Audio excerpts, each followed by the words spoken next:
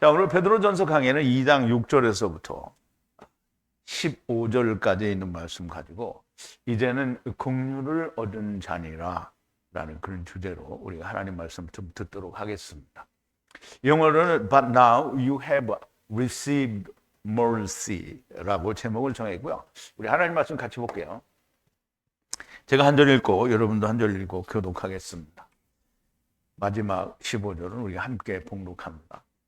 경에 기록하였으되 보라 내가 택한 보배롭고 요긴한 모퉁이 돌을 시온에 두노니 저를 믿는 자는 부끄러움을 당치 아니하리라 하셨으니 그러므로 믿는 너희에게는 보배이나 믿지 아니하는 자들에게는 건축자들의 버린 그 돌이 모퉁이의 머릿돌이 되고 또한 부딪히는 돌과 거치는 반석이 되었다 하니라.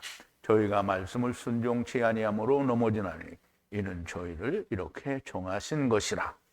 오직 너희는 택하신 족속이요 왕 같은 제사장들이요 한 나라요 그의 소유된 백성이니 이는 너희를 어두운 데서 불러내어 그의 기이한 빛에 들어가게 하신 자의 아름다운 덕을 선전하게 하려 하심이라. 너희가 전에는 백성이 아니더니 이제는 하나님의 백성이요 전에는 긍휼을 얻지 못하였더니 이제는 긍휼을 얻은 자니라. 사랑하는 자들아 나그네와 행인 같은 너희를 권하노니 영혼을 거스려 싸우는 육체의 정욕을 제어하라. 너희가 이방인 중에서 행실을 선하게 가져 너희를 악행한다고 비방하는 자들로 하여금 너희 선한 일을 보고 권고하시는 날에 하나님께 영광을 돌리게 하려 함이니라. 인간의 세운 모든 제도를 주를 위하여 순복하되 혹은 위에 있는 왕이나 혹은 악행하는 자를 징벌하고 선행하는 자를 포장하기 위하여 그의 보낸 방백에게 하라. 곧 선행으로 어리석은 사람들의 무식한 말을 막으시는 것이라. 아멘. 우리 잠깐 기도하겠습니다. 처음 여호와께서 저희들을 다 데리고 오시고 또 나중 여호와 하나님께서 우리들을 다 그의 사랑 안에서 데리고 가시니 그 아버지 하나님께 감사와 찬송과 영광을 돌립니다. 아버지 하나님, 우리가 다 하나님을 믿고 예수 그리스도를 믿는다고 하는 사람들이었었는데 자기들이 원하는 또 내 마음에 원하는 하나님을 찾다가 이제는 우리를 데리고 오시고 또 우리를 데리고 가시는 하야 아세르 하야 하나님을 우리가 알게 되었습니다. 아버지 하나님, 이제 우리가 전에는 백성이 아니더니 하나님의 백성이 되었고 전에는 긍휼을 얻지 못한 자였는데 이제 긍휼을 얻은 자가 되었습니다. 교회를 열심히 다니는 것이 긍휼을 얻은 자가 아니요 예수 그리스도와 함께 죽고 다시 삶으로 말미암아 사망에 있던 우리가 생명으로 옮겨짐에 그것이 곧 백성이 된 것이요 하나님의 긍휼을 입은 것임을 우리가 다시 한번 깨닫습니다. 아버지 하나님, 사도 베드로를 통하여 우리에게 주시는 이 놀라운 말씀이 오늘 이 한 시간에도 우리의 영혼 깊은 곳에 온전히 기록되어지는 역사가 있게 하여 주시옵소서. 예수님의 이름으로 기도하옵나이다. 아멘. 자, 우리가 이제는 긍휼을 얻은 자라. 그럼 이제는 긍휼을 얻은 자라는 말은 전에는 긍휼이 없었다라는 거죠. 그래서 우리가 긍휼을 얻었다라는 것과 긍휼을 얻지 못했던 때와는 그냥 비슷하게 가다가 한 계단 올라가는 게 아니고요. 전혀 아무 상관이 없는 상태에서 하나님의 아들이 되었다라는 겁니다. 즉 다시 말하면 사망에 있다가 생명이 되었다라는 것이 은혜, 자비, 사랑입니다. 근데 교회 열심히 다니다 보니까 하나님의 사랑을 알게 되었다. 그런 말은 존재할 수 없는 거죠. 그런 말은 그냥 교회 열심히 다니는 사람들한테는 존재할 수 있는 말입니다. 그런데 하나님을 떠난 것을 아는 자들에게는 그런 말이 존재할 수 없는 겁니다. 우리가 하나님을 떠났다라는 말이 이해가 안 되면 그러면 이제 하나님의 말씀이 전혀 들리지도 않고 보이지도 않는 사람들이 됩니다. 제발 강해들을 통해서 하나님의 말씀이 들리고 보이는 사람들이 많이 나왔으면 좋겠습니다. 자, 오늘 이 말씀을 우리가 나누기 전에 지난 시간에 나누었던 말씀을 좀 되새김을 해보겠습니다. 죽음에서 그를 살리시고 죽은 자로부터 예수 그리스도를 살리셨다라는 말이죠. 그에게 영광을 주신 부활의 몸을 주셨다라는 거죠. 다시 살고 부활의 몸을 주셨다라는 거고요. 하나님과 연합하여, 그럼 이제 부활이 됐으니까 영원한 집을 입었으니까 하나님과 연합해서 하나가 된 거죠. 그래서 그 하나가 되신 주 예수 그리스도를 믿음에 의해서 너희의 믿음과 소망이 하나님 안에 있게 하셨느니라. 그럼 이제 예수 그리스도가 죽고 사는 그 믿음으로 너희의 믿음 그리고 소망이 하나님 안에 있다는 거죠. 여기서 믿음과 소망은 동일한 것으로 봐야 되겠죠. 이제 예수 그리스도는 이미 죽고 살았는데 그 믿음이 뭐예요? 예수 그리스도께서 다시 오신다라는 믿음과 그 다시 오실 때는 내가 뭘 받는다? 영원한 집을 받는다라는 소망이 하나님 안에 있는 거죠. 성령님에 의해서 진리를 순종하는 것 안에서 너희의 푸시케가 정결하게 되어 깨끗한 마음으로 진실한 형제 사랑에 연합했으니. 자, 이제 우리가 진리를 순종한다라는 말은 그냥 하나님의 말씀을 막 열심히 들었더니 내가 그 말씀이 깨달아졌다, 이게 아니죠. 성령님에 의해서. 이제 우리가 사람의 힘이 아닌 다른 힘이 오면 다 성령인 줄 아는데요. 하나님의 성령도 있고 마귀는 마귀의 영이 있습니다. 마귀도 영적인 존재여서 특히 마귀는 하늘에서 불도 내리고요. 영을 죽이거나 살릴 수는 없지만 하나님이 하시는 세상의 거의 모든 일을 동일하게 나타낼 수 있습니다. 그런데 그가 하는 일은 하나님이 주신 권세 아래서 사람들이 하나님을 믿는 것을 못하게 하는 게 그가 하는 일입니다. 그러므로 자기를 내세우게 하는 게 그게 이제 마귀의 하는 일인데요. 성령님에 의해서 진리를 순종한다라는 말은 성령님께서 가르쳐 주신, 성령님께서 인도하신 하나님의 말씀으로 인도하신 걸 말하죠. 자기가 생각하는 것으로 인도하는 것을 말하지 않는 겁니다. 그래서 진실한 마음으로 형제 사랑하는 일에 연합했으니. 그럼 이제 우리가 구약에서 율법이 뭐냐면 율법은 주 너희 하나님을 사랑하라는 거예요. 어떤 것으로든지 목숨을 걸고 사랑을 해서 주 하나님을 사랑하게 되면 내 이웃을 사랑하라는 거예요. 그래서 하나님과의 관계가 회복이 되면 이웃을 사랑할 수 있다라는 겁니다. 그런데 유대인들은 하나님과의 관계가 전혀 회복이 되지 않았죠. 왜냐하면 예수님을 죽여버렸잖아요. 그러니까 죽였어도 회복만 되면 되는데 죽였는데 회복이 안 되는 거예요. 그래서 형제 사랑에 연합했다라는 말은 이미 하나님과 화목했다라는 말이고요. 그러므로 형제를 열심히 사랑하라는 거예요. 누가 그렇게 말했어요? 베드로가 말했죠. 베드로가 누구예요? 하나님이 그 안에 계신, 성령님이 그 안에 계신 성령님의 감독을 받는 우리들의 장로가 됩니다. 뜨겁게 사랑하라는 거예요. 막 절실하게 막 그렇게 사랑하라는 거예요. 너희가 위에서 태어난 것은 썩어질 것으로 된 것이 아니라 썩어질 씨로 된 게 아니죠. 우리가 이제 우리 한글 원문에는 거듭난 것은 이렇게 되어 있는데요. 거듭난 게 아니고요. 아노도 아니고요. 아나. 아노는 주님이 사용하신 위로부터라는 말이고요. 아나는 베드로가 사용한 위로부터라는 말이에요. 그래서 위로부터 태어난 것은 썩어질 씨로 된 것이 아니고 사람의 씨, 사람의 생각, 자기가 원하는 것으로는 절대 위로부터 날 수가 없죠. 썩지 않는 씨로 된 거예요. 여기가 여러분들 원고하고 조금 다를 거예요. 아침에 바꿨으니까. 자, 하나님의 살아있는 영혼과 연합해. 그럼 살아계신 하나님은 항상 영원하시죠.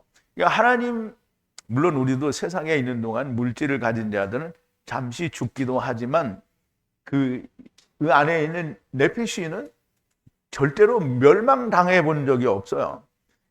단지 세상에 와서 흙집에 있으니까 사망의 상태로 있다가 사망의 상태, 즉 육신을 벗고 나면 다시 영원한 집을 입지 못한 상태로 음부나 아브라함 품에 있다가 영원한 집을 종국에는 다 입게 되는 거죠. 그러므로 영혼과 연합했다라는 말은 일단 하나님을 떠난 자들이 영혼과 연합하게 됐다라는 말인데 아무나 다 연합이 된 게 아니고요. 성령으로 진리를 순종한 사람들이 연합하게 되었고요. 그리고 말씀에 의해 된 거다라는 말이죠. 항상 거하는 말씀, 즉 하나님의 말씀, 하느님이 주 예수께 주신 말씀, 주님이 제자들에게 주신 말씀, 이걸 말하는 거죠.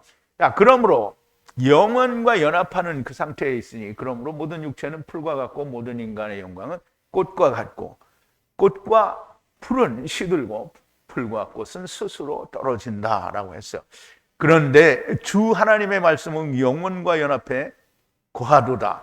그런데 이것이 너희들을 연합하는 복음을 전한 그 말씀이라는 게 너희들이 받은 그 복음이 바로 이 영원한 하나님의 말씀이라는 거죠. 그러므로 모든 악과 모든 교활과 외식과 질투와 모든 험담을 버리라. 땅의 생각, 하나님을 떠난 자의 모든 생각을 다 버리라는 겁니다. 갓 태어난 아이같이 논리적인 순수한 젖을 사모하라. 논리적이라는 말은 사람들이 말하는 어떤 문학이나 아니면 그 자기들이 말하는 학문에 의한 논리가 아니라 하나님의 논리죠. 하나님의 논리는 사람들이 생각하는 논리와 다릅니다. 하나님의 논리는 약속을 했으니까 이루어지는 걸 말하는 거예요. 그림자로 보여줬으면 참 형상이 나오는 걸 말하는 거고요. 이것이 논리적으로 맞지 않으면 그러면 순수한 젖이 아닙니다. 그러니까 사람 생각이 들어가면 순수한 논리적인 그 젖, 곧 율법이 못 된다는 거죠.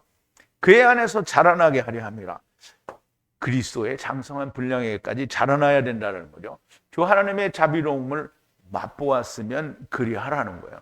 주 하나님의 자비를 맛을 봤어요. 사람들이 그 자비를 맛을 보는 사람들이 참 많이 있어요. 근데 맛을 보는 사람들이 자라지를 않고요. 자라지를 않고 어떻게 해요? 다 갑니다. 가는 사람 되게 많아요. 왜 가냐? 땅이 평평하다고 했더니 가고 우주가 없다고 했더니 가고 진리를 받았는데 또 다른 게 뭐가 있는 줄 알고 또 가고 그래요. 그런데 맛을 보았으면 어떻게 하라는 거예요? 순수한 논리적인 젖을 사모해서 그리스도의 장성한 분량에까지 자라라는 거예요. 자라기 전에 기어 나가버리면 어떻게 해요? 새롭게 하는 제사가 없다는 거예요. 자, 이 예수 그리스도는 사람에게는 버림받았으나 그러나 하나님께서 택하신 귀중한 산돌이신 분에게 나오면 산돌같이 신령한 집으로 세워지고, 사람들은 다 버렸어요. 그런데 주님, 하나님이 그 주님을 택하셨어요. 택하셨다라는 말은 사망 가운데서 그를 다시 살리셨다라는 말이에요. 그래서 그 살리심을 받은 산돌이신 분에게 나오면 산돌같이 신령한 집으로. 산돌이라는 말은 뭐냐면 산돌같이 신령한 집이라고 했잖아요. 그러면 산돌은 성전이 됐다라는 말이고요. 예수 그리스도에 의해서 하나님께서 받으실 신령한 제물을 가져오는 거룩한 제사장이 될지니라. 그 거룩한 제사장은 오늘날 많은 그 말씀을 전하는 사람들이 자기는 구약 시대의 제사장과 같은 존재다 이렇게 말을 하는데, 제사장은 뭐예요? 하나님이 받으실 만한 걸 가져오는 거잖아요. 근데 이 사람들은 하나님이 받으실 만한 거를 안 가져와요. 자기 마음에 맞는 걸 가져와서 당신은 하나님 거다 이렇게 말하잖아요. 근데 하나도 하나님께서 받으실 만한 존재가 없는데 하나님 거라고 막 바치는 거잖아요. 그러니까 그들은 하나님의 거룩한 제사장이 아닌 거예요. 하나님이 받으실 만한 자를 데려오면 거룩한 제사장이 되는 거예요. 자, 하나님의 거룩한 성전으로 세워지고 우리도 성전의 한 부분으로 하나씩 하나씩 채워져 완전한 성전으로 만들어져 가게 된다는 거고요. 모든 자의 코에서 나오는 날이 되어야 모든 것이 완전하게 된다라는 말입니다. 조금 길었는데요. 자, 6절입니다. 성경 안에 들어있으니 보라, 택함을 받은 귀한 모퉁이 돌을 시온 안에 두노니 그를 믿는 자는 수치를 당치 않고 안으리라 그랬어요. 이게 또 안 꺼내놨는데.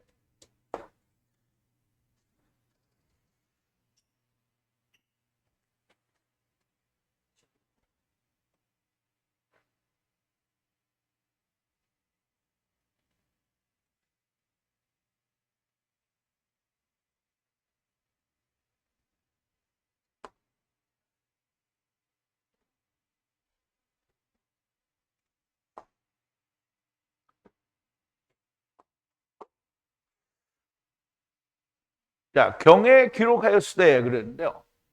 그 경에 기록했다라는 말은 성경 안에 모두가 다 들어있다라는 거예요. 성경 안에는 사람의 생각이 들어가 있는 성경에는 모든 게 들어가 있지 않습니다. 그런데 오직 하나님이 말씀하신 히브리어 안에는 전부 모든 게 들어있는데요.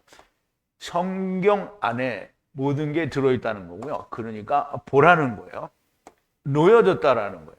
어디에? 시온 안에. 시온은 이제 시온 산을 말하죠. 시온 안에 돌을 놓아두셨는데 어떤 돌을 놓아두셨냐면 모퉁이 돌을 두셨어요. 근데 어떤 모퉁이 돌이냐면 택함을 받은 귀중한 모퉁이 돌을 시온산에 두셨다라는 거예요. 그래서 그를 믿는 모든 자들은 부끄러움을 당치 않고 안으리라는 거예요. 그럼 이제 우리가 쉽게 생각하면 시온은 예루살렘이고요. 시온산은 신의 산은 아라비아에 있는 율법의 산인데 예루살렘에 있는 시온산은 하늘에 있는 예루살렘을 예표하는 거예요. 그래서 시온에 귀중한 돌을 두셨다라는 말은 시온산에 예수 그리스도께서 죽음 가운데서 살아나신 그 산돌이신 예수 그리스도를 예루살렘 위에 시온산에 두셨다라는 말입니다.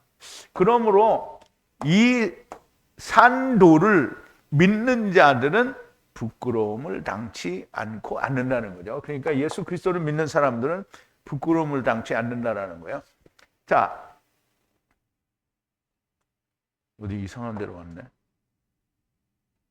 자, 성경 안에 모든 것이 기록이 되었으니 보라는 건데요. 택함을 받은 귀중한 모퉁이 돌, 즉 하나님의 택하신 모퉁이 돌이라는 말씀인데 모퉁이 돌은 유대인과 이방인을 연결해 주는 그런 돌인 걸 말하는 거예요.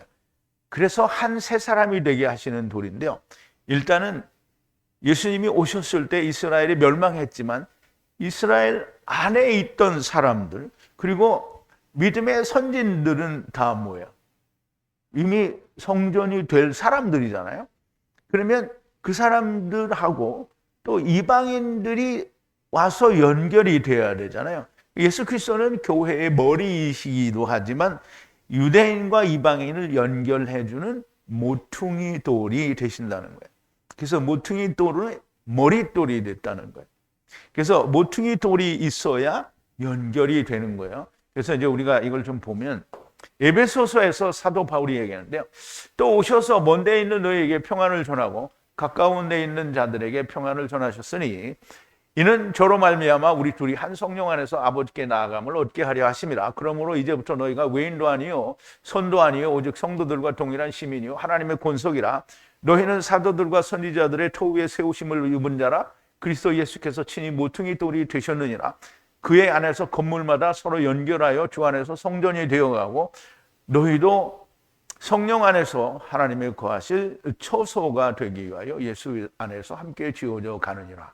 여기서 이제 모퉁이 돌이라는 말의 표현은 나오지 않는데 즉 유대인과 이방인이 하나가 되기 위해서는 예수 그리스도라는 모퉁이 돌이 거기에 있지 않으면 연결이 되지 않습니다.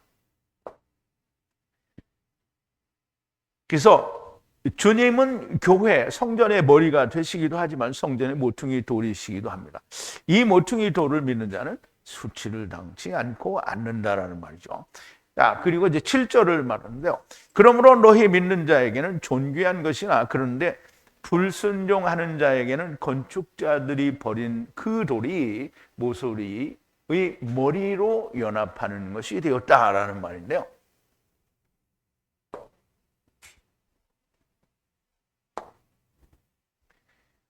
자, 그러므로 너희에게는 믿는 너희에게는 그가 귀중한 존귀한 자이지만 불순종하는 자에게는 그런데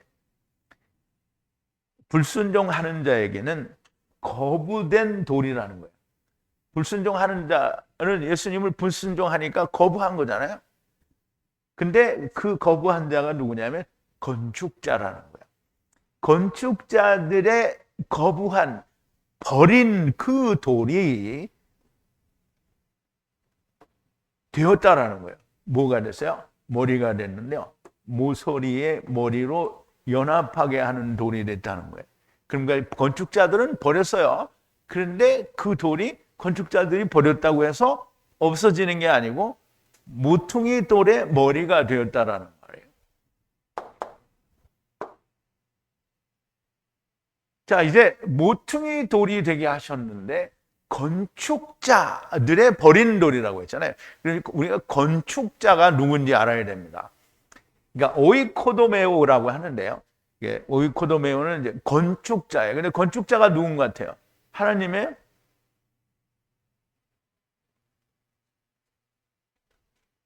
모든 사람이 다 건축자예요. 왜냐하면 우리가 세상에 왔잖아요. 세상에 와서 우리가 구원받는다라고만 생각하는데 우리는 우리의 집을 짓는 자야. 우리가 우리의 집을 짓는데 우리의 집이 흙집이 우리 집이에요? 그러면 뭐예요? 영원한 하나님의 집. 그게 흙집이에요? 아니, 그게 흙집이 아니고 그게 이제 말하자면 우리가 입어야 할 집이죠. 그걸 우리 건축하는 거예요. 그걸 건축하는 자체가 곧 성전을 우리가 이루는 거란 말이에요. 이게 주님이 되셨으니까 우리가 거기에 붙는 거예요.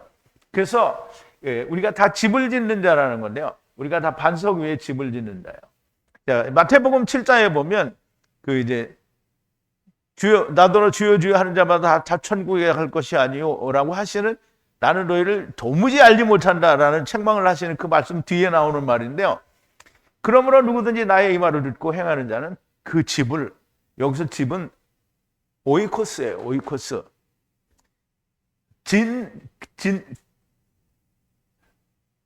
어디부터 읽은 거야?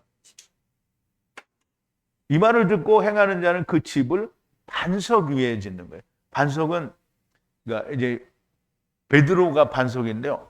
우리는 다 그럼 베드로 위에 친다. 그러니까 천주교에서는 베드로가 뭐죠? 일대 교황이에요. 근데 베드로 위에 짓는 게 아니고 반석 위에. 베드로를 뭐라 그랬어요? 너는 반석이라. 그럼 베드로가 반석이에요? 베드로가 믿은 믿음이 반석이에요. 믿음이 반석이죠. 베드로가 믿은 믿음이 뭐야? 주는 그리스도시요 살아계신 하나님의 아들입니다. 그 위에 하나님이 교회를 세운다고 했어요. 그래서 반석 위에 지은 지혜로운 사람과 같으니라.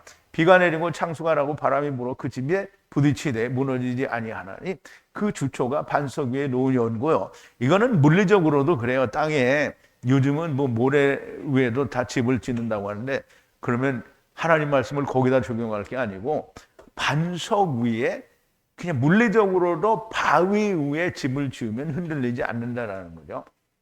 자, 이 말을 듣고 행치 아니하는 자는 그 집을 모래 위에 지은 어리석은 사람 같으니 모래는 우리가 생각하는 그런 모래 아니고요. 사람의 생각으로 지었다라는 말하는 거예요. 비가 내리고 창수가 나고 바람이 불어 그 집에 부딪히되 무너져 그 무너짐이 심하니라.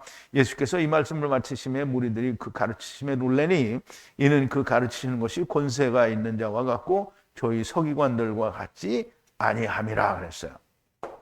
야, 집을 짓는다라는 말은 교회를 짓는다, 성전을 짓는다라는 말이에요. 그러니까 예수 그리스도가 교회의 머리고요. 교회의 몸이 되시잖아요. 그러면 교회, 그러니까 교회의 머리는 예수님이고요. 그러면 몸은 누구예요? 우리죠. 머리에 우리가 다 갖다 붙어야 되는 거예요. 그래서 주님도 이 반석, 베드로의 고백이 그 반석이죠. 주는 그리스도시요 살아계신 하나님의 아들이라는 믿음의 반석 위에 교회를 세우신다고 하셨어요. 모두가 그리스도의 몸된 성전을 짓는 건축자들인데 먼저 건축자 된 자들이 유대인들입니다. 이들이 버린 예수님이 이방에 넘어갔고 이 돌로 말미암아 이스라엘이 다시 돌아와서, 물론 전에 이미 구원받은 사람들도 있지만 또 돌아와야 되는 거죠. 돌아와서 이 돌로 말미암아 세워질 것이니 모퉁이 돌이 되신다라는 말이 됩니다. 자, 8절인데요. 그리고 거치는 돌과 넘어지는 반석이라 하니 말씀을 불순종함으로 넘어지는 것이다. 그러므로 이것은 이렇게 정하신 것이다 그랬는데요. 자, 또 그리고 거치는 돌이고 또 걸려서 넘어지는 바위라는 거예요. 바위는 반석이라는 뜻이에요. 반석. 그리고 불순종하는 것은 그 말씀에 걸려 넘어지는 거라는 거예요. 이 말씀에 걸려서 넘어지기 때문에 그 불순종이 되고 거치는 돌이요 넘어지는 돌이 된다. 그런데 이것은 그렇게 연합된 거라는 건데요. 숨이에요. 이것은 그렇게 되도록 정해졌다라는 뜻이에요. 그냐면 이 말은 뭐냐면 쉽게 말하면 이스라엘은 넘어지게 되어 있다라는 얘기예요. 우리가 보면 구약에서 이제까지 우리가 구약을 여러 개를 했는데 창세기, 출애굽기, 레위기, 지금 민수기를 한참 하고 있는데 거기에 보면 막 항상 메시아 왕국이 나와요. 그럼 이제 메시아 왕국이 얼마나 중요하냐 이 말이에요. 구약에서 메시아 왕국을 빼놓을 수가 없어요. 왜냐하면 이스라엘이 먼저 될 것 같으면 메시아 왕국을 얘기할 필요가 없어요. 그러니까 메시아 이스라엘은 어떻게 멸망이 처음부터 하나님께서 그렇게 정하신 거예요. 왜? 넘어지는 걸 보라고. 이게 넘어지는 거다. 그럼 이제 이스라엘만 보냐? 이스라엘이 넘어진 것처럼 이방인도 넘어져요. 그러니까 이방인도 구원받는 사람이 그렇게 없다는 거예요. 그러니까 예수님이 인자가 세상에 올 때 너희 가운데서 믿음을 보겠느냐라고 하셨잖아요. 그러니까 예수님이 오실 때에도 노아의 때와 같다라고 말씀을 하셨어요. 그러니까 유대인도 멸망, 이방인도 멸망. 이거는 정해진 겁니다.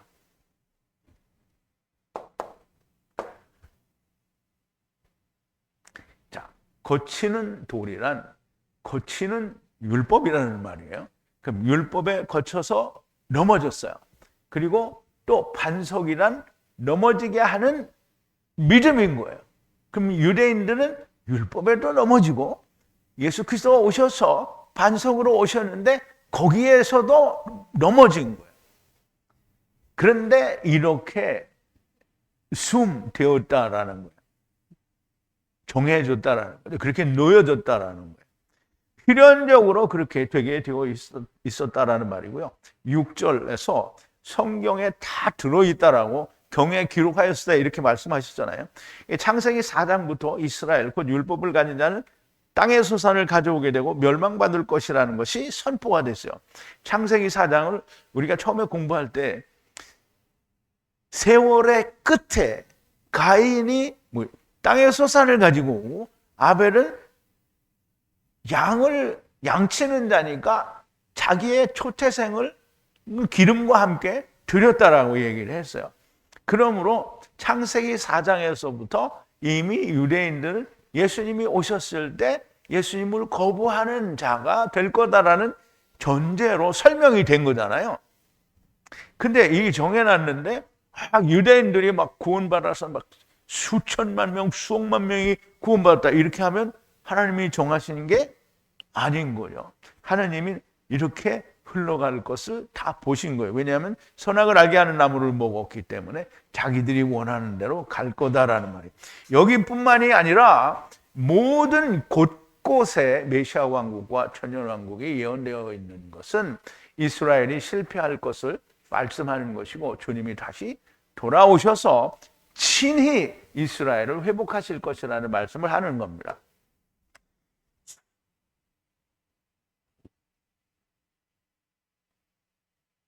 이것도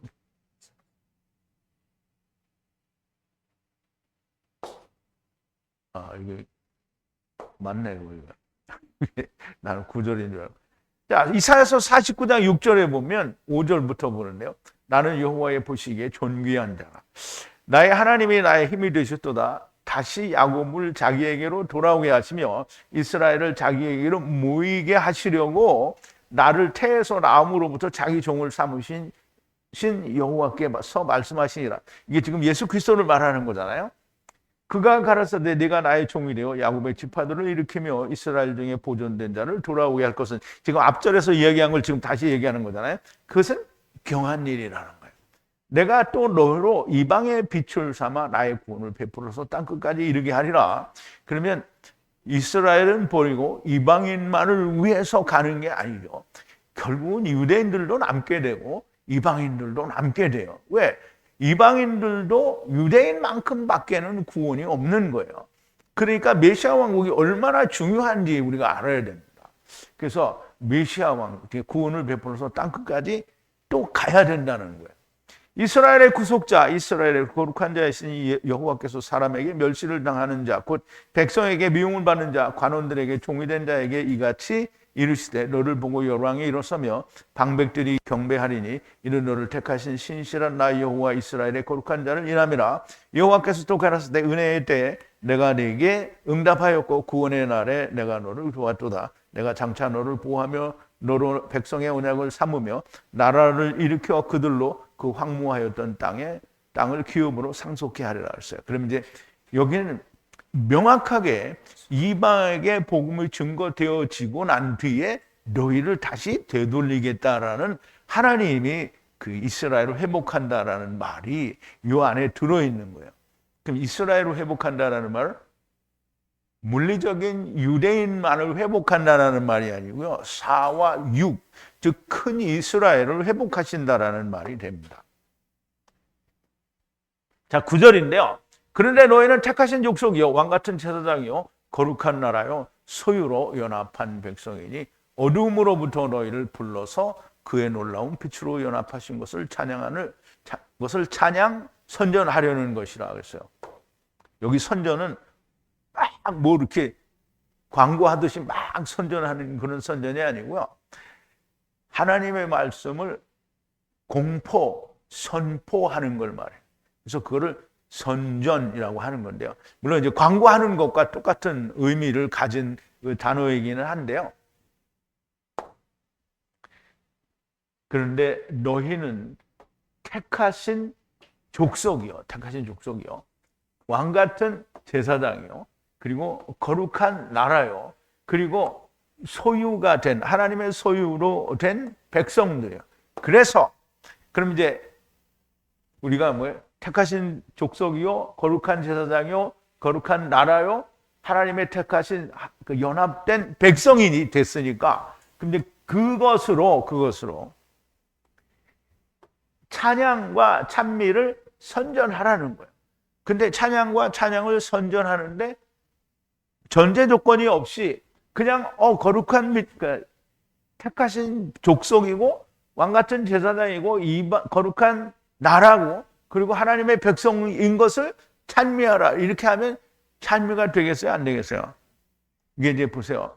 이제 쉽게 얘기하면 학교에서 공부를 하는데 공부할 때마다 1등이야. 그리고 맨 끝에 가서 또 1등 했어. 근데 이 사람이 무슨 영광이 있어? 그냥 맨날 1등이야. 그런데 그냥 지지르도 공부를 못해서 맨날 꼴등을 하더니 점점 이렇게 지나가서 맨 마지막에 이 사람이 1등을 했어. 그럼 이게 영광이에요? 아니요. 이게 진짜 빛이 나죠. 이게 지금 여기 그 말을 하는 거예요. 자, 너희들을 어둠으로부터 불러서 그의 놀라운 빛으로 연합하게 하신, 그랬기 때문에 택하신 족속이 됐고, 그리고 왕 같은 제사장이 되고 거룩한 나라가 되고 하나님의 백성이 된 그것을 찬양하는 선전하게 하기 위해서 하나님이 그렇게 하셨다는 거예요.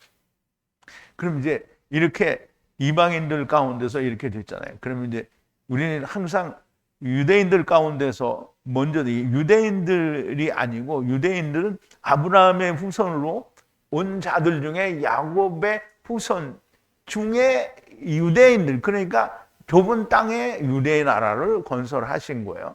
예, 거기에만 한정을 하는데 아브라함의 후손으로 야곱의 12아들이 생기기 이전에, 물론 12아들의 큰 이스라엘로 이방인들이 포함되어 있기는 해요. 그런데 우선 작은 이스라엘부터 시작을 하는 거잖아요. 그래서 이 이스라엘이라는 아브라함의 후손이 생기기 전에 이미 그 아담 때부터 노아 때까지 이미 한 번의 역사가 있었잖아요. 궁창 위에 물이 내려와서 다 멸망시. 근데 그 중에 그분들도 우리는 이제 버릴 수 없는 거잖아요. 아, 그분들은 다 망했다. 물론 예수님이 부활하실 때 그분들도 다 이미 아브라함 품으로 오게 되는 건데요. 그런데 이렇게 구원 얻은 예수 그리스도로 말미암아 구원 얻은 그 구원의 은혜가 어두움 가운데서 빛으로 저희들을 부르신 그 부르심이 이렇게 만들게 되기 때문에 그것을 찬양 선전한다라는 거예요. 너희가 하나님의 택하신 바가 되고 왕 같은 제사장이 되고 거룩한 나라가 되고 하나님의 소유가 된 백성인 것은 너희를 어두움 가운데서 부르셔서 그의 놀라운 빛과 연합하신 것은 영광에 이른 것을, 그 연합하게 하신 것은 영광에 이른 그것을 찬양하려는 것. 근데 찬양하는 것은 그냥 나 혼자 찬양하는 게 아니고요. 다른 사람이 그거를 다 볼 수 있게 하는 거예요. 근데 잘 안 보죠. 이제 한심하죠. 안 보는 거예요. 왜 무엇을 선전하여야 하는가? 어두움에서 빛으로 나온 것을 찬양하고 그걸 선포해야 하는 겁니다. 택함을 받았다는 것은, 왕 같은 제사장이 되었다는 것은, 거룩한 나라가 되었다는 것은, 하나님의 구속이 이루어졌다는 것은 어두움, 그 사망에서 빛 생명으로 태어났다라는 말씀을 하는 겁니다. 이것을 선포해야 되는 거예요. 그러니까 너희는 다 사망인데 생명으로 옮겨져야 된다는 거죠. 그래서 내가 예수 안에서 사망에 있다가 생명으로 옮겨진 것을 보고 너희도 그렇게 되라는 거예요. 예수님이 그걸 우리에게 먼저 보여주셨고 제자들에게 보시고 제자들이 또 사람들에게 보여주세요. 그런데 그게 점차 망가져 버리죠. 그런데 주님이 우리에게 그것을 선전하신 거예요. 그거 보라고 하는 거죠. 자, 10절인데요. 그때 너희가 백성이 아니더니 이제는 하나님의 백성이요 긍휼이 없었더니 지금은 긍휼을 얻은 자라 하니까.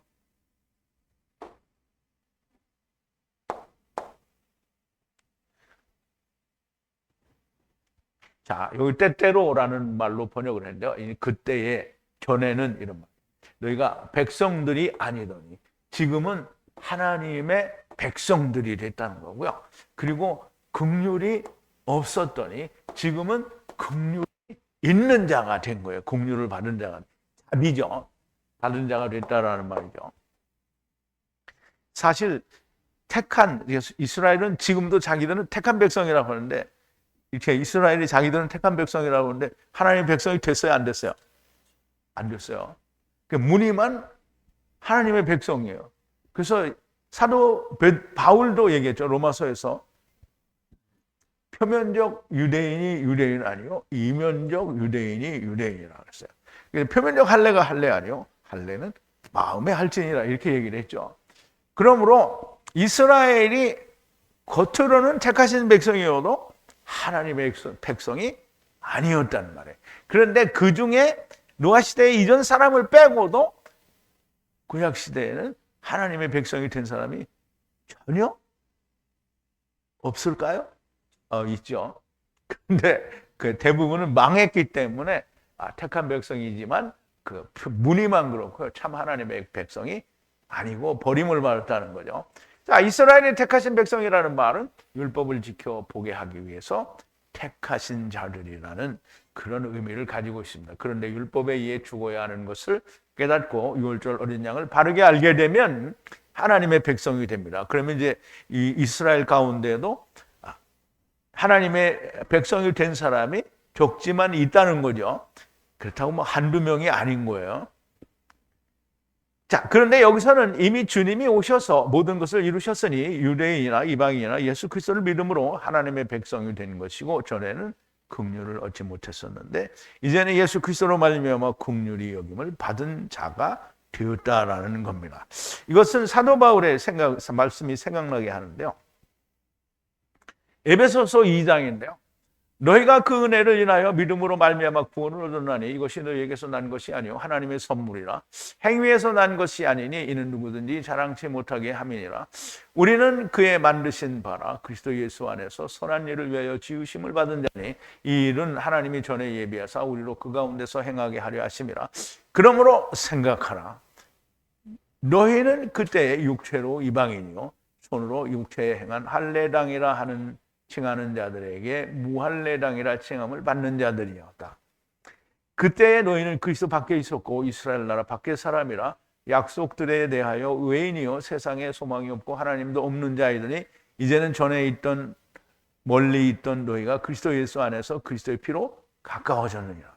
그럼 이제 이거는 이방인에게 대해서 분명히 말하는 건데요.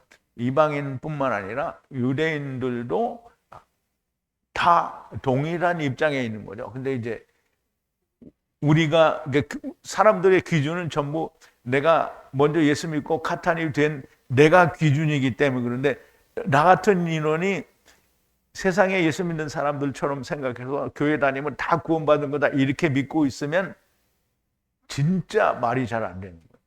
그런데 예수님 말씀처럼 내가 세상에 올 때 너희 가운데서 믿음을 보겠느냐? 인자에 오실 때는 노아의 때와 같고 소돔과 고모라의 때와 같다라고 말씀하신 거로 봐서 유대인들이 예수님을 죽인 것이나 이방인들이 예수님을 믿지 않고 배척한 거나 사실상 동일하다고 볼 수 있는 거죠. 그래서 이 사도 바울이 말씀한 이 말씀이 바로 생각이 나서 우리가 이제 그걸 좀 보게 된 거고요. 자, 이제 11절인데요. 사랑하는 자들아 나그네와 외국인에게 같이 구하노니 푸시케를 거스려 싸우는 육체의 욕망을 삼가하라 그랬어요. 사랑하는 자들아 간청하는데 이방인과 나그네와 같은 너희에게 간청하는데 삼가하라. 제지하라. 우리말에는 제지하라 이렇게 제어하라 그랬는데 육체의 욕망, 갈망을 삼가하라는 거예요. 누구든지 싸우는데요. 무슨 싸움이냐? 너희의 푸시케를 거스려. 이것은 이제 카타라는 말은 그것을 영어로 말하면 무엇을 이렇게 따라서 하는 along with라는 뜻도 있는데요. 이제 반대하여라는 뜻도 동시에 가지고 있어요. 그래서 어떻게 번역을 해야 되는지는 그때 번역에 따라서 이제 해야 되는데 문장의 내용에 따라서 해야 되는데 그러니까 푸시케를 거스려 싸우는 거예요. 육체의 욕망이 있는데 그 육체의 욕망이 싸워요. 그럼 푸시케와 같이 되기 위해서 싸워요? 거스려서 싸워요. 싸우는 건 거스려서 싸우는 거예요. 그런데 그 싸움에서 짐은 어떻게 된 거죠? 푸시케가 망하는 거예요. 그럼 이제 푸시케를 거스려 싸우는 육체의 욕망을 어떻게 해요? 제거하라. 이게 삼가라는 거예요. 삼가라. 그럼 이제 우리의 욕망이 있으면 그럼 이제 사도 바울도 이게 지금 베드로서인데 사도 바울도 이런 말을 참 많이 하죠. 우리의 마음은 절대 그렇지가 않은 거예요. 그런데 몸이 안 따라요. 그러니까 마음은 원이로되 예수님도 제자들에게 마음은 원이로되 육신이 약하도다 그랬어요. 그러니까 육신에 원하는 대로 따라가면 전부 망하는 거예요. 그러니까 지금 여기서 말하는 게 뭐예요? 육신이 원하는 대로 하지 말라는 거예요. 육신이 원하는 대로 하는 것은 푸시케를 거스려 하는 행동이라는 거예요. 그러니까 사랑하는 자들아 이방인과 나그네 에게 하는 것처럼 얘기를 하는데 너희가 그거 하지 말라는 거예요. 근데 이제 보세요. 이 지금 말씀을 주는 이 사람들이 본래 망할 사람들한테 주는 거예요? 아니면 이제 하나님 말씀으로 자라나야 되는 사람들한테 주는 거잖아요. 그래서 사랑하는 자들아, 나그네와 외국인에게 하는 것처럼 구한다라는 말인데요. 하나님의 백성이 되고 국류를 입은 자가 될지라도, 이제 보세요. 국류를 입은 자가, 자비를 입은 자가 될지라도 육신을 입고 있는 한 푸시케를 거스르는 육체의 욕망이 누구에게든 있는 겁니다. 육체의 욕망을 삼가라는 것은, 욕망은 히브리어로 탐심, 하마드와 같은 단어입니다. 사도 베드로도 육체가 원하는 것, 자기가 기뻐하는 것을 하지 말라는 거고요. 자기가 기뻐하는 대로 하는 것은 곧 멸망의 지름길이 된다는 겁니다. 자기의 원하는, 자기의 욕심. 이건 뭐 베드로만 하는 얘기가 아니고 우리가 사도 바울의 서신들을 통해서 너무나 자세하게 들은 거죠. 우리가 다 하나님의 백성으로 태어났어요. 그러면 새로 났는데 우리의 마음에 원하는 대로 가면 결국 맛보고 떠나는 사람이 될 수밖에 없는 거예요. 자, 12절인데요. 너희가 이방인 안에서 가진 선한 행실을 악인같이 너희를 비난하는 자들이 그 선한 일을 보고 방문하시는 날에 하나님께 찬양하게 하라 그랬어요. 자, 이 말은 조금 말이 어려운데요. 쉬운 말인데 이해하기가 좀 어려운 그런 말이에요.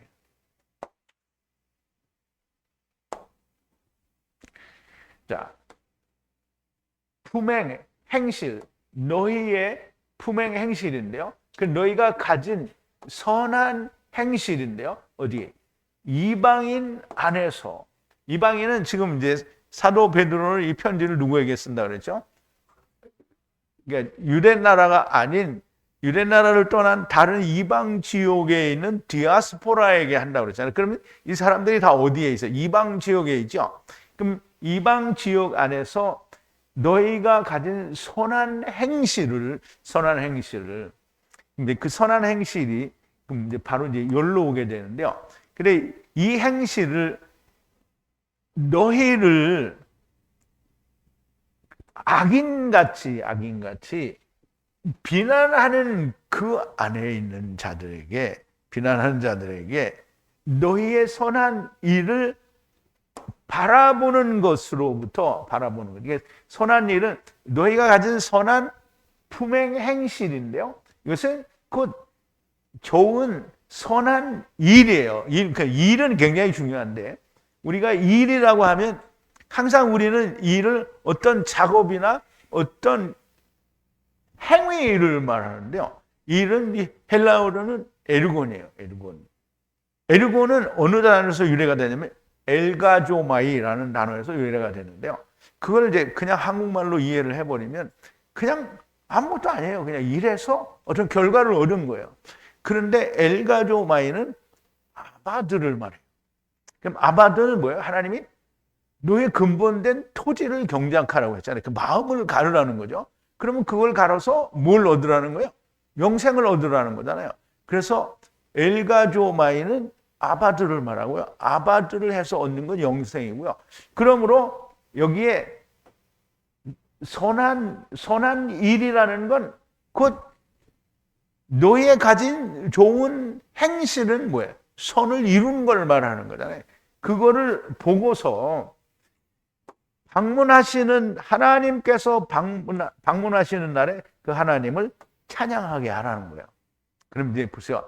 이렇게 좋은 가진 품행, 행실로 너희가 선한 일을 만드는 것으로부터 그걸 바라보고 이 악인들이, 너희를 악하다고 비난하는 그 악인들이 그거를 보고 어떻게 하나님을 찬양하라는 거예요. 언제? 방문하시는 날에. 여기 이제 방문하다라는 말은 우리가 생각할 때 여기는 이제 권고하시는 날에 그랬는데요. 방문한다는 파카드를 말하는데요.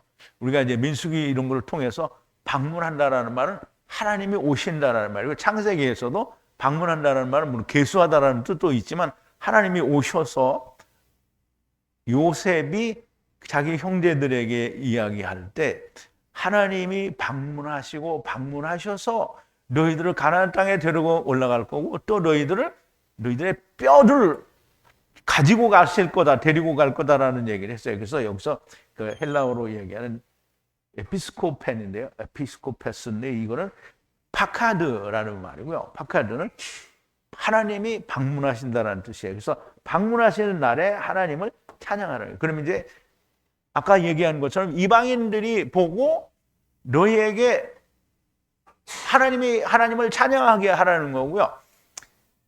사람들이 생명을 얻게 하라는 거예요. 그러면 이제 아까 이야기한 대로 선전하는 이유도 나오고 많이 나왔죠. 자, 사도 베드로는 모든 이방 지역의 디아스포라들에게 쓰는 것이니 이방인들 가운데서 너희가 가진 선한 행실 곧 선한 일 에르곤을 너희를 비난하는 악한 자들이 보고 주 하나님께서 방문하시는 날에 하나님을 찬양하게 하라는 거예요. 그럼 이제 그걸 본 사람들이 자기들도 은혜를 원하면은 그걸 보고 하나님이 방문하실 수 있는 거죠. 그럴 때에 하나님을 찬양하게 하라는 거예요. 근데 우리가 그냥 선한 일이라고 하면 잘 알 수가 없어요. 이미 제가 설명을 드린 것처럼 숨어있는 뜻을 알 수가 없습니다. 에르곤이라면 엘가조마이 곧 아바드하여 얻는 이름으로 영생을 얻는 것을 말하는 것을 우리가 알 수 있습니다. 그러면 방문하시는 것도 주 하나님께서 방문하신다는 것도 알 수 있고 하나님께 찬양을 드릴 만한 것이 된다는 것도 알 수 있습니다. 자, 13절인데요. 그러므로 모든 사람이 주 하나님의 창조에 복종하라 또는 위에 있는 왕에게 하라 이렇게 되는데요.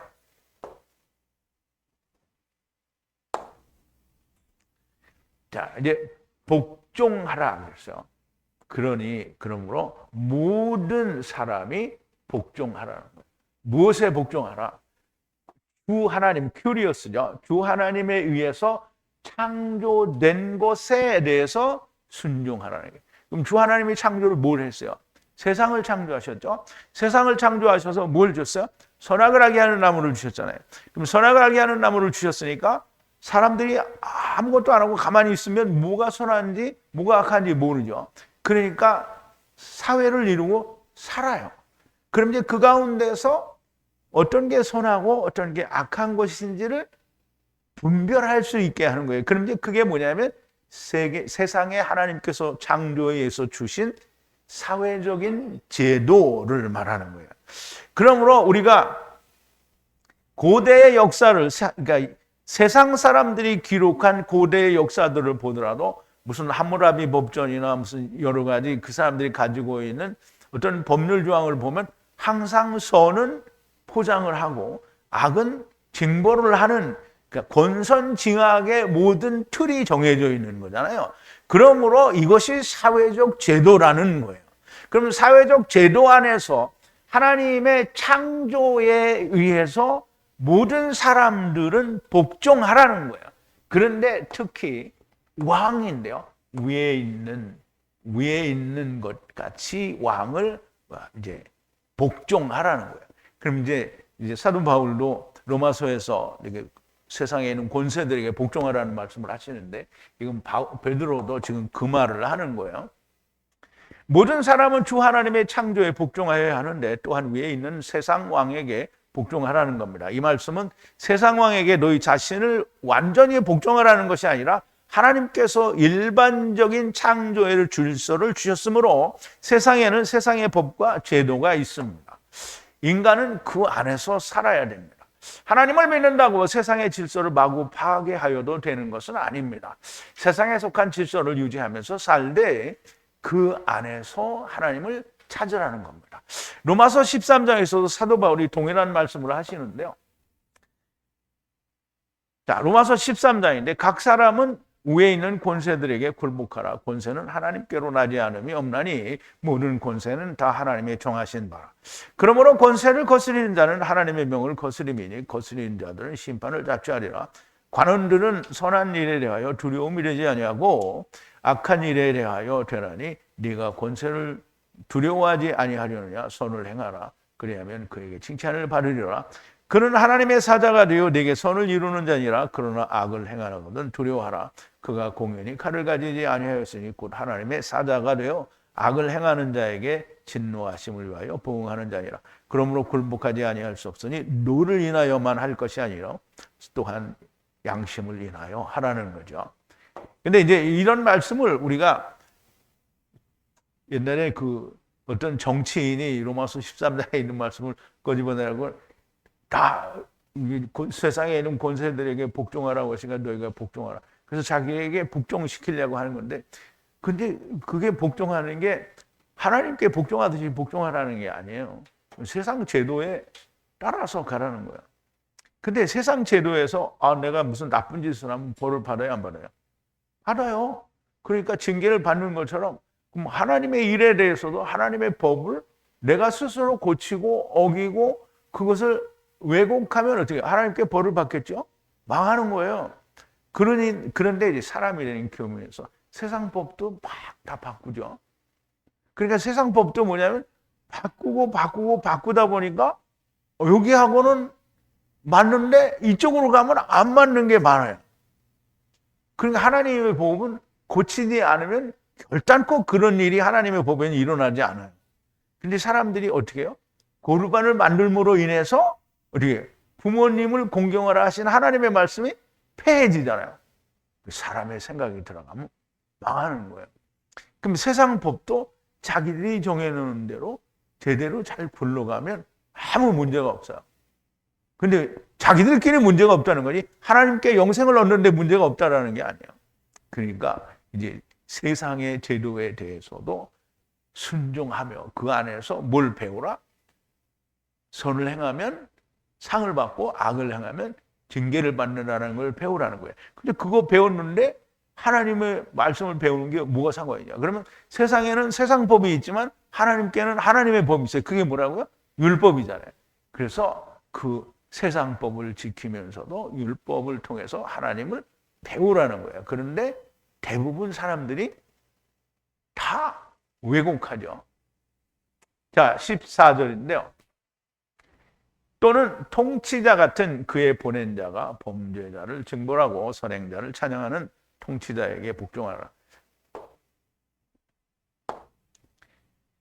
자, 이제 앞에서는 왕을 이제 복종하라 그러는데 여기서는 통치자를 복종하라 그러는데요.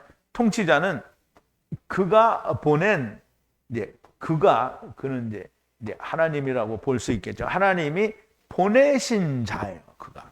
근데 그 하나님이 보내신 자가 뭘 하냐면 범죄자를 징벌과 연합하게 하고 그 다음에 선행자를 찬양하는 거예요. 그러면 여기서 이제 우리말에는 여기 복수 또는 덕 있는 이렇게 했는데요. 사전을 찾아보면 전부 징벌과 선행자라는 말로 사전에 나와요. 그래서 이 토베스트라는 프로그램이 우리말로 밑에다 해놓은 건데 안 맞는 게 너무 많아요. 물론 영어도 마찬가지지만.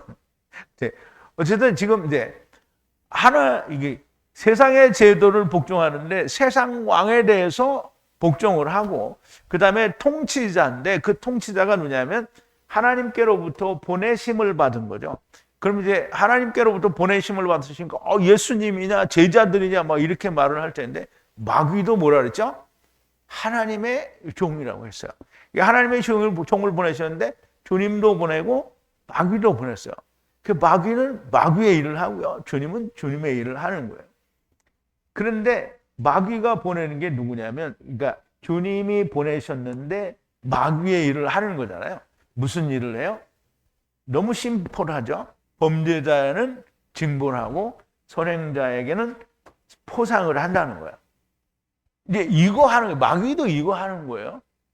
근데 마귀가 사람 마음에 뭘 줬냐면 다 자기가 원하는 선을 이루게 하는 거예요. 그러니까 이제 그게 잘못됐죠. 자, 앞에서는 위에 있는 왕에게 모든 사람에게 복종하라고 하시고 모든 사람이 복종하라고 하시고 여기서는 왕이 보낸 자. 왕은 이제 그 세상 왕이라기보다는 물론 세상 왕이 보낸 자일 수도 있어요. 그런데 여기서는 통치자라고 하니까 하나님이 종으로 부리시는 통치자를 말할 수 있겠죠.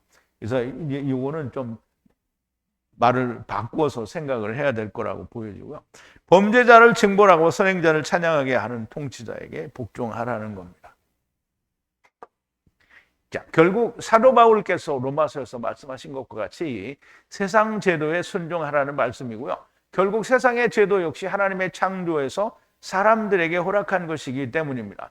그러므로 이렇게 말씀하십니다. 각 사람은 위에 있는 권세들에게 굴복하라. 권세는 하나님께로 나지 않음이 없나니 모든 권세는 다 하나님의 정하신 바라. 심지어 마귀도 하나님의 종으로 부림을 받는 자라는 겁니다. 자, 이미 앞에서 사도 바울의 그 로마서 13장을 우리가 읽었죠. 자, 마지막 15절인데요. 그러므로 이것이 하나님의 뜻이기 때문입니다. 선을 행하는 것으로 어리석은 사람들의 무지한 말을 재갈을 물리시는 것이라 그랬는데요. 아니, 우리가 마지막 절이 아니고. 자, 그렇기 때문에 하나님의 뜻이에요. 이제 그것은 하나님의 뜻이라는 거예요. 선을 행함으로써 재갈을 물리는 건데요. 어리석은 인간의 무지한 입, 말에 대해서 재갈을 물리는 건데요. 이게 좀 이 말 잘 이해를 해야 됩니다. 자, 세상의 제도와 권세에 순종하는 것이 하나님의 뜻이기 때문인데요. 선을 행하는 것으로 어리석은 사람의 무지한 말을 막는다라는 그 말을 우리가 좀 잘 이해를 해야 돼요. 땅의 권세와 제도에 대해서도 잘 알지 못하면서 하나님의 뜻과 제도를 안다는 것은 어리석은 사람의 무지한 말이라는 겁니다. 즉 다시 말하면 땅에서도 온갖 술수와 괴계로 세상을 속이고 통치자를 속이고 거기를 빠져나가는 게 옛날에는 그게 그렇게 쉽지가 않아서 금방 잡히고 금방 이제 징벌을 받죠. 근데 오늘날에는 어떻게 해요? 막 얼마나 교묘하게 세상 법을 속이고 또 속여서 말할 수 없이 큰 부자도 되고 막 사람들을 어떻게 해요? 죽이기도 하고 막 온갖 핍박을 다해서 멸망의 구렁텅이를 빠뜨리고 자기의 유익을 위해서 순전히 자기 욕심을 위해서 그렇게 하는 사람들은 우리가 얼마나 많이 보느냐 이 말이에요. 그런데 세상 일에 대해서도 그렇게 하는데 하나님 나라의 일에 대해서 그렇게 한다고 하면 완전히 어리석은 자가 되는 거예요. 이제 성경에도 보면 그런 말이 있죠. 적은 일에 충성하지 않는 자에게 어떻게 큰 일을 맡기겠느냐. 땅에서도 잘하지 못하는데 어떻게 하나님 나라의 일을 잘할 수 있느냐라는 말이에요.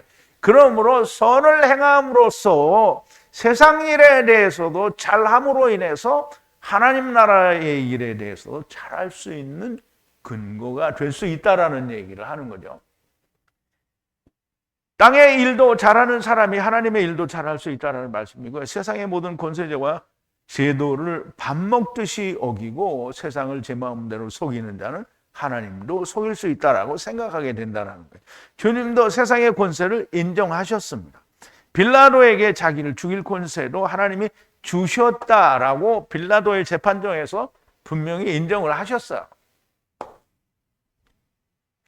유대인들이 대답하되 우리에게 법이 있으니 그 법대로 하면 저가 당연히 죽일 것은 저가 자기를 하나님의 아들이라 함이니이다. 빌라도가 이 말을 듣고 더욱 두려워하여 다시 관정에 들어가서 예수께 말하되 너는 어디로서냐 하되 예수께서 대답하여 주지 아니하시는지라. 빌라도가 가로되 내게 말하지 아니하느냐 내가 너를 놓을 권세도 있고 십자가에 못 박을 권세도 있는 줄 알지 못하느냐. 예수께서 대답하시되 위에서 주지 아니하였다면 나를 해할 권세가 없으리니. 그럼 이제 주지 아니었다면 해할 권세가 없다는 거죠. 근데 주셨다는 거잖아요. 그러므로 나를 넘겨준 자의 죄는 더 크니라 하시니 이러함으로 빌라도가 예수를 놓으려 힘썼으나 유대인들이 소리질러 가로되 이 사람을 놓으면 가이사의 충신이 아니니이다. 무릇 자기를 왕이라 하는 자는 가이사를 반역하는 것이니이다. 라고 이제 군중들이 이렇게 말을 한 거죠. 그래서 세상 이제는 너희가 긍휼을 모든 권세, 즉 세상의 권세도 역시 하나님께서 주시지 않으면 세상의 권세도 존재할 수 없다는 거예요. 사람을 죽이고 살리고 징벌하고 선행을 포장하는 이런 모든 것들이 하나님께서 주신 권세에 있는 사회적 제도라는 거죠. 근데 그걸 통해서 우리가 선악을 알게 하는 나무를 배우고 선과 악을 온전히 분별하는 자가 되어야 되는데 사람들은 엄청나게 자기들이 어떻게 속이고 또 속이는 자들이 되었다는 거죠. 자, 이제는 너희가 긍휼을 얻은 자니라 하나님의 자비를 받았다라는 것은 많은 것들을 전제로 합니다. 하나님의 이름이 하야 아세르 하야라는 것을 안다는 거예요. 그거 모르면 하나님의 자비를 받았다라고 얘기할 수 없어요. 그러니까 우리가 교회 다니면서 어느 날 그 하나님이 막 몸이 뜨겁게 해서 은혜가 막 넘쳤어서 나 이제 구원받았다 이렇게 생각하면 그 사람들이 말씀을 받았어요, 성령을 받았어요, 뭘 받았어요? 그냥 자기 뜨거운 거잖아. 그러니까 은혜 받았다라고 생각하는데 그런 건 아니고요. 하나님의 이름이 하야 아세르 하야, 즉 그냥 하나님의 이름이 여호와다 혹은 하야 아세르 하야다 이렇게 말하면 아는 게 아니에요. 하나님께서 우리를 데리고 오셨고 우리를 데리고 가신다. 첫사람 아담 안에서 우리가 다 왔고 마지막 아담 안에서 우리가 다 간다. 이런 모든 것들이 이해가 된 사람, 즉 처음 여호와 하나님께서 모든 군대를 데리고 오셨고 나중 여호와께서 그 군대를 자기의 핏값으로 물으시는 분이라는 것도 알고 인자 위에 천사들이 오르락내리락 한다는 것도 알아야 되는 거예요. 자, 주님이 나다나엘에게 말씀하시는 건데 그에게 말씀하시되 진실로 진실로 너희에게 말하노니 지금부터 볼 거다라는 거예요. 하늘이 열리고 그리고 하느님의 천사들이 오르락 그리고 내리락 하는 것을 누구에게서 인자 위에 오르락 내리락 하는 것을 보리라. 근데 이제 나다나엘이 이거 봤어요? 나다나엘이 하늘이 쫙 열리고 야곱이 창세기 28장에서 사다리에 꿈에서 사다리 타고 하나님의 천사들이 오르락 내리락 하는 거 봤잖아요. 나다나엘이 이거 봤어요? 이거 봤다고 기록이 있어요? 없어요. 그런데 봤다고 기록이 없는데 이거 그럼 예수님이 사기친 거예요? 나다나엘한테? 근데 이게 열려서 인자 위에 하나님의 천사들이, 즉 하느님이 이사갈한테 이야기해서 가자. 그래서 데리고 왔다라는 거를 이해를 하는 게 이거를 이해할 수 있는 거예요. 그래서 그 오르락 내리락 한 것을 볼 것이라는 말씀도 전제가 돼야 되는 거고요. 위로부터 난 자가 위로 올라갈 수 있습니다. 그래야 하나님의 긍휼, 자비를 얻은 자가 되는 겁니다. 예수 믿고 구원을 얻겠다는 사람들이 모두 다 자기가 원하는 대로 기뻐하는 대로 믿는 자가 아니라 하나님께서 자기를 보여주시는 대로 믿는 자가 되시기를 진심으로 바랍니다. 언제나 하나님의 진리의 말씀이 들리는 사람이 나올까 늘 안타까운 마음으로 하나님께 기도를 해봅니다. 하나님의 음성이 들리는 사람이 정말 많이 나오게 해주시기를 바랍니다. 우리 기도하시겠습니다. 사랑이신 우리 아버지 하나님, 감사와 찬송과 영광을 돌립니다. 우리가 하나님의 택하신 자요, 이방을 위하여 크게 쓰신 사도 바울의 서신들을 통해서도 하나님의 놀라운 진리의 말씀을 많이 배웠사오는데 이제 우리는 그 순서가 나중이어서 우리가 사도 베드로의 기록하신 서신을 배우는데 말하는 방법과 글자는 다르지만 그분이 우리에게 전해주는 진리도 사도 바울이 전한 것과 주님이 전하신 것과 조금도 다르지 않다라는 것을 우리가 깨닫게 됩니다. 아버지 하나님, 하나님의 말씀을 변개 또는 왜곡하여 수없이 많은 다른 말로 가르치는 거기를 피해서 우리가 진리를 찾아왔사오니 아버지 하나님, 이 진리가 우리의 심령, 우리의 영 깊은 곳에 온전히 새겨지게 하여 주시옵소서. 예수님의 이름으로 기도하옵나이다. 아멘.